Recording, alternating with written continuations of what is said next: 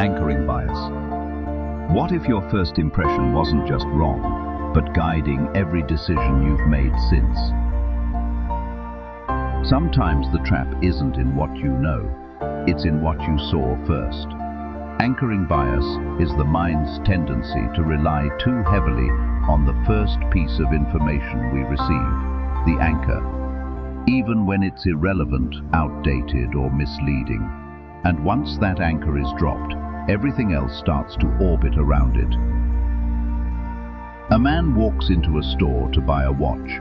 He sees a sleek model in the display window with a bold red price tag, $1,200. He shakes his head and walks past. Then, inside, a similar one catches his eye, on sale for $400. Wow, he thinks, what a deal. So he buys it. What he doesn't notice is this.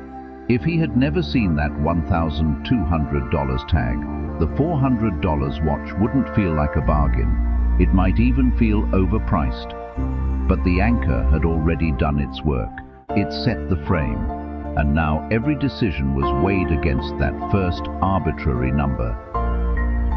This happens everywhere, in negotiations, relationships, even our opinions of people. First impressions don't just color what comes next, they can quietly control it. The Stoics would remind us, your first thought isn't always your best one. What matters is what follows, what you examine, question, and choose to keep. Anchoring happens in the space between impulse and awareness, and that space is where wisdom lives. So how do we loosen the anchor's grip? First, delay your judgments. When something feels like a good deal or a bad idea, right away, pause. Ask yourself, compared to what? Second, reset your reference point.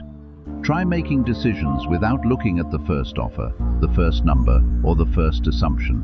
Strip it down to its real value, not the shadow it's cast in. Anchoring isn't just about prices. It's about how our minds latch on to what's easy instead of what's real. But you don't have to be led by the first thing you see. You can choose to look again. So ask yourself, what are you still comparing to an old number, an old version of someone, an old belief you've never re-examined? Maybe it's time to cut the rope, lift the anchor, and see where your thoughts take you without it. If this stirred something in you, share your reflection in the comments. And if you're walking the same path of self-awareness and grounded clarity, follow for more Stoic insights. No anchors attached.